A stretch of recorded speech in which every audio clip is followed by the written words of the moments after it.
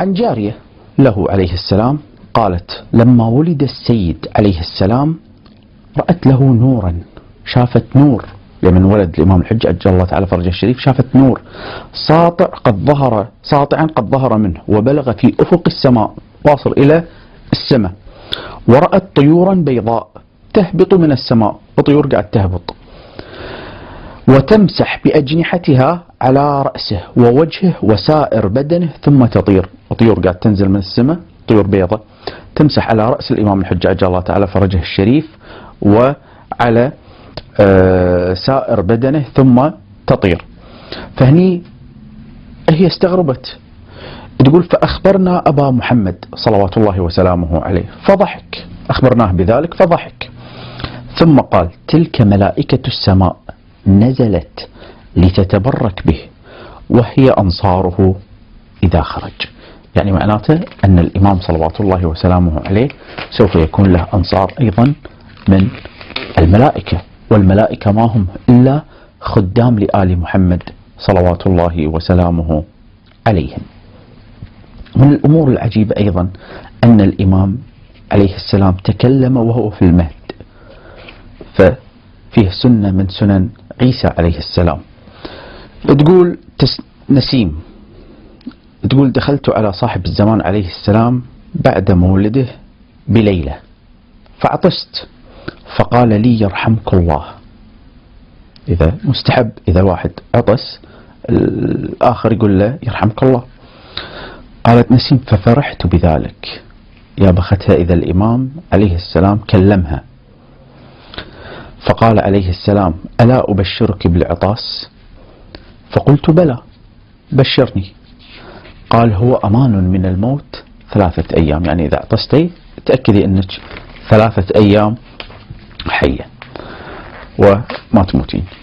أيضا من الأمور المهمة جدا أن احنا نعرفها وأن ندرس عيالنا على معرفة هذه الأمور وعلى تثبيت هذه العقيدة فيهم، أن الإمام صلوات الله وسلامه عليه حجة الله على الأرض.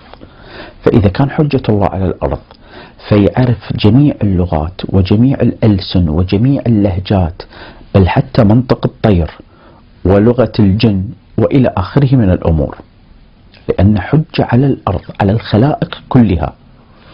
نشوف هذه الرواية ينقلها أيضا صاحب العلامة المجلسي صاحب بحار الأنوار، وينقلها أيضا سيد نعمة الله الجزائري في أحوال الإمام المنتظر في الصفحة 30 عن سيدنا أبي الحسن وأبي محمد عليهم السلام قال: إن الله عز وجل إذا أراد أن يخلق الإمام أنزل قطرة من ماء الجنة في المزن فتسقط في ثمرة من ثمار الأرض فيأكلها الحجة في الزمان، فإذا استقرت فيه فيمضي له 40 يوما سمع الصوت، فإذا أتت له 4 أشهر وقد حمل كتب على عضده الأيمن وتمت كلمات ربك صدقا وعدلا لا مبدل لكلماته وهو السميع العليم. صدق الله العلي العظيم. فهني هذا المقطع يبين لنا وهو جزء من عقيدتنا أن الإمام صلوات الله وسلامه عليه الأئمة عليهم السلام ما خلقوا من ماء مهين كما خلقنا نحن، إنما خلقوا من نور، فخلقتهم نورانية تختلف عن خلقتنا.